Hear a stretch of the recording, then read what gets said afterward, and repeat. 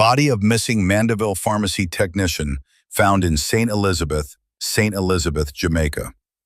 The body of 40-year-old Kadisha McLeod, who had been reported as missing since Tuesday, was found in Pepper, St. Elizabeth on Thursday morning. The body was reportedly found by passers-by. 40-year-old Kadisha McLeod, a pharmacy technician of Allison District, Bombay, Manchester, has been missing since Tuesday, June 9th. Scores of residents have since converged on the scene. A missing persons report said McLeod was last seen leaving work at about 1:11 p.m. on Tuesday, wearing a white blouse, a gray sweater, brown pants, and a pair of white slippers. 28-year-old charged in connection with murder of Kameila Paul. Kingston, Jamaica.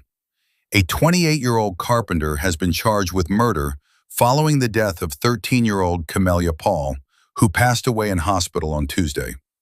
Kimar Mitchell of a Kingston 17 address is set to appear before the Kingston and St. Andrew Parish Court to answer to murder charges following the May 9th incident where Kameila was allegedly injured while trying to break up a fight between Mitchell and her mother. The death of the grade 7 student has triggered mourning across the country. Police say reports are that Mitchell went to the home Kameila shared with her mother, and an argument developed between the two adults. The argument escalated and became physical. Kameila intervened, and Mitchell allegedly used a knife to stab her in the stomach before leaving the premises. Kameila was taken to the hospital, where she succumbed to her injuries on Tuesday, June 9th. 4 men killed in St. James in alleged confrontation with cops. Montego Bay, St. James. The names are different, but the story is the same.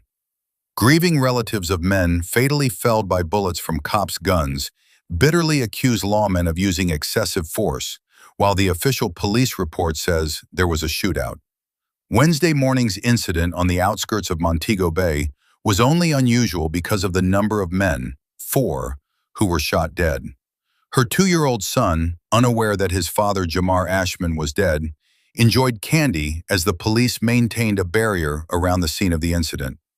Ashman, Brian T.Z. Fairclough, his son Brian T.J. Fairclough, and another man who remained unidentified up to press time, were shot and killed by members of the security forces during an alleged confrontation at a marl quarry in the vicinity of Retirement Dump. Evans said Ashman and the younger Fairclough worked as night watchmen at the quarry. She no longer lives in the area but said her mother, who initially called to tell her there was a heavy police presence there, was the one who told her Ashman had been killed. She said the men were whisked away to hospital before she got to retirement. Near the scene of the shooting, a tearful Tashoy Fairclough, freshly made widow of Brian Fairclough, worried about the impact his death will have on the 2 children they shared. 10-year-old, she have grade 5 PEP, primary exit profile exams, and a pure ball she a ball. The teacher call, and I don't know if she go focus in the exam this morning, but the teacher coming for her. I know she not going to focus on it, she fretted. All of this is police brutality. Them a wicked, and we need justice round here, suh. The man a big old 57-year-old man, and is over there him work, a down there him live, she added. She told the Observer her spouse was the tractor operator at the quarry where he died, and he was staying in a building at the quarry with his son and the 2 other men at the time of the incident. She described him as a peacemaker, a good man who avoided engaging in conflict. For Gwendolyn Williams, who raised her grandson Brian T.J. Fairclough from birth, none of the men deserved the end they met. She is worried that their dependents will now have to fend for themselves.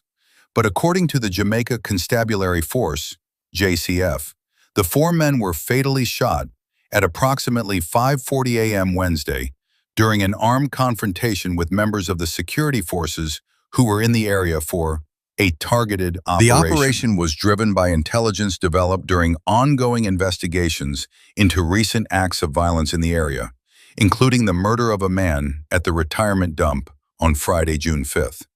Investigators have been probing a series of violent incidents linked to an ongoing conflict among individuals operating within the scrap metal trade at the Retirement Dump, said a press release from the JCF's communications arm. Intelligence gathered by the police indicated that long-standing disputes among persons involved in the collection and sale of scrap metal and other recyclable materials had escalated in recent weeks, resulting in a cycle of violent reprisals and heightened tensions within the community, it went on. The JCF said Wednesday's operation in retirement was part of its efforts to stave off further violence and retaliation, which intelligence had suggested was likely. Law enforcement personnel were deployed to the area as part of ongoing efforts to disrupt criminal activity, prevent additional loss of life, and restore public safety, it said, adding that the 4 men who were shot were taken to hospital where they were pronounced dead. The Independent Commission of Investigations, INDECOM, has launched an investigation, standard procedure for every fatal shooting involving a member of the JCF. This is the 4th such incident in Granville since the start of the year. On New Year's Day, 4-year-old Romaine Bowman and 2 men succumbed to gunshot wounds sustained during a security force operation in the community. On Mother's Day, 17-year-old TJ Edwards was shot and killed, allegedly during a confrontation with members of the security forces. 1 week later, Latoya Buju Bulgen was fatally shot by Constable Andrew Wilson as she transported people to a protest over Edwards' death. The cop has since been charged with her murder and is before the courts. According to INDECOM, 14 people have been killed in alleged confrontations with the security forces since the start of June. There were 11 between this Tuesday and Wednesday, including 2 quadruple killings. Kingston, Jamaica. Leota Bradshaw will possibly head to trial for the alleged murder of parliamentarian Philip Paulwell's 10-month-old daughter, Soraya Paulwell, and the child's mother, 27-year-old Toshina Patterson, after plea discussions collapsed on Thursday in the Supreme Court. The breakdown in discussions clears the way for the high-profile case to proceed, with a plea and case management hearing set for June 24th that could determine, among other things, a trial date. Earlier Thursday, Bradshaw's legal team indicated her willingness to plead guilty under Section 2(2) of the Offenses Against the Person Act, but the parties were unable to come to any agreement. Section 2(2) of the Jamaican Offenses Against the Person Act defines non-capital murder. Under this subsection, any murder that does not meet the strict criteria for capital murder, such as contract killings or those committed during acts of terrorism, is classified as non-capital. For a conviction under this section, the court has the discretion to impose a sentence of life imprisonment or a specified term of imprisonment with a statutory minimum of 15 years before parole. Bradshaw, a former United States Navy culinary specialist, has been charged with 2 counts of conspiracy to murder, 2 counts of conspiracy to kidnapping, 2 counts of kidnapping, and 2 counts of capital murder alongside her cousin, Roland Balfour, alleged triggerman David Smith, and Bjorn Black. Her co-accused had earlier pled guilty and are serving their sentences.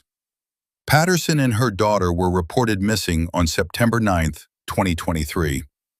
Prosecutors say the mother and daughter were taken to Warika Hills in St. Andrew, where they were shot and killed and their bodies burned. Manchester, Jamaica. Police are now on the scene where a 72-year-old woman, who had been reported as missing since Sunday, was found dead in a barrel at her home on Grays Hill Close in Mandeville. Police named her as Primrose Hall and said she was found face down in a clothes barrel about 10 o'clock Wednesday morning. The grisly find was made during a search by concerned relatives and friends.